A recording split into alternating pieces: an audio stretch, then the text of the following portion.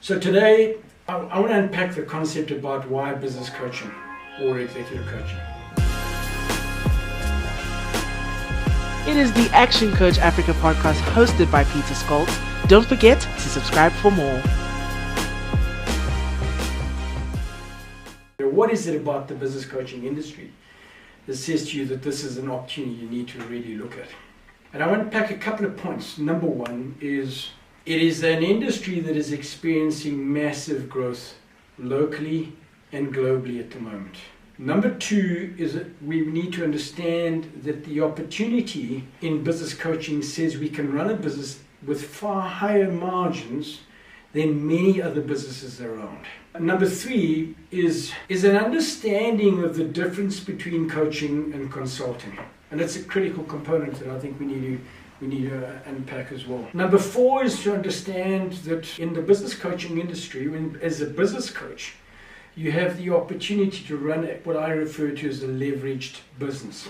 The number of registered businesses in this country is around about the 2.3 million businesses, 2.5 million businesses, depending upon which statistic you look at. And if we go back and we ask ourselves the question, let's make the assumption that if we just had to connect up or work with 10% of that market as business coaches, we would then probably have around 200,000 plus businesses that we would need to coach to success. After 15 years in this business, despite the many successes we've had both locally and globally, we're possibly at best at about 1.5 to 2% of market share, at best. And you look at that particular component, you recognize that the scope for growth to help business owners succeed is still huge. On top of that, we look at the well-known statistic globally. 95% of business owners fail within the first 5 years, with a further 80 to 90% of those failing within the next 5 years.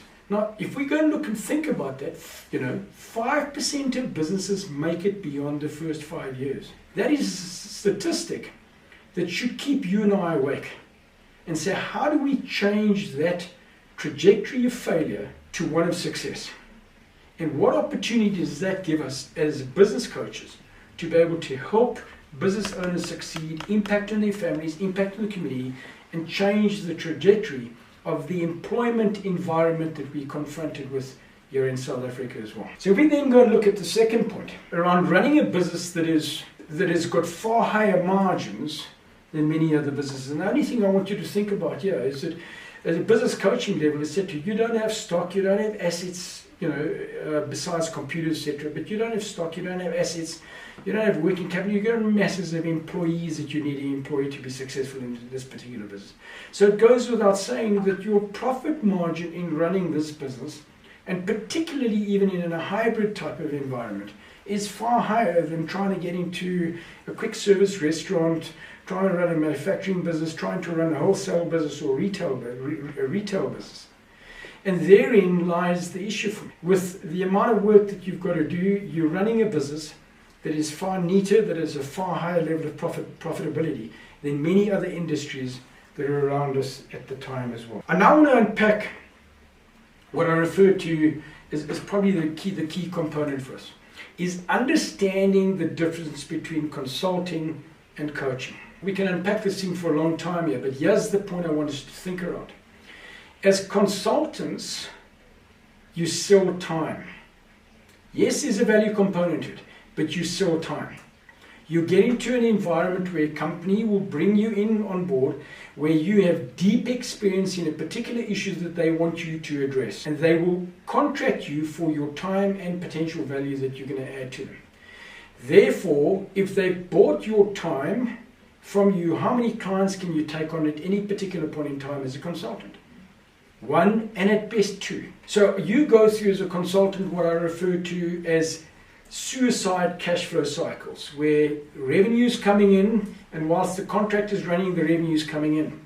When the contract comes to an end, you've lost 100% of your revenue, waiting and hoping that the next contract starts the day after the previous one has ended, and that is not often the case.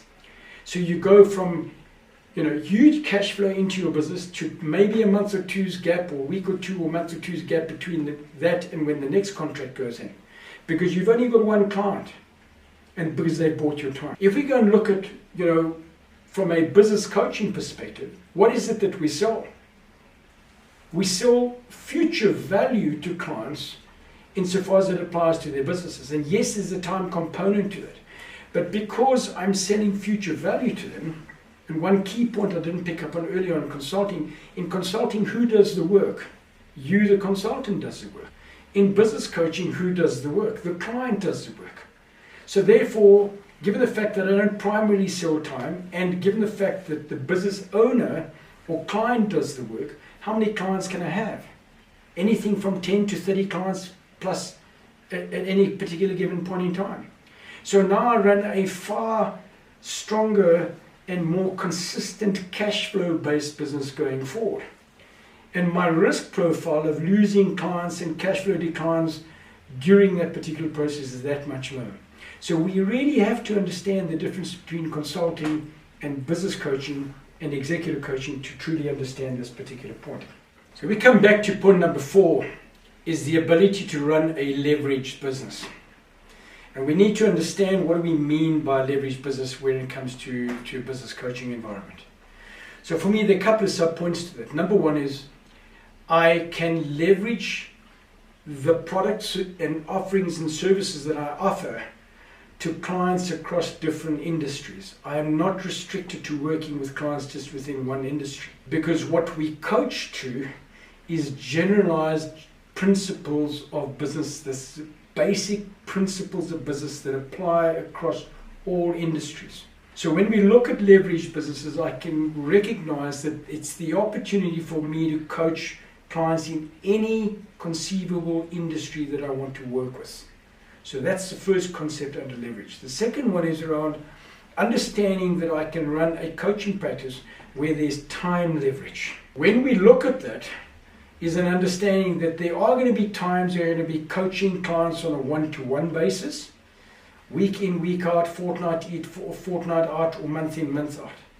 But from a coaching perspective as well, I have the opportunity, because we work through an environment or vision around world abundance through business re-education.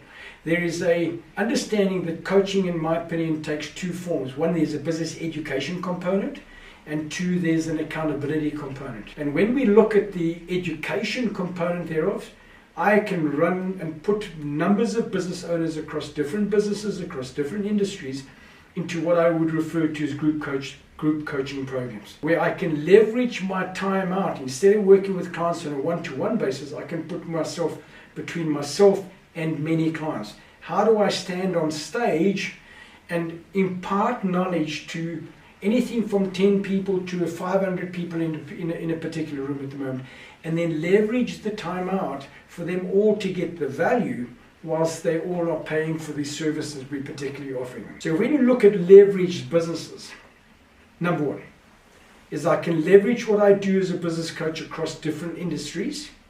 And number 2 is I can leverage myself out from a time perspective, because whilst I can coach clients on a one-to-one basis, given the fact that they're doing the homework, I'm not doing the homework. And number 2 is that I can run that through what I refer to as group coaching programs or membership-based programs, where we can give them access to the material one-to-many. So that gives me the time leverage component thereof as well.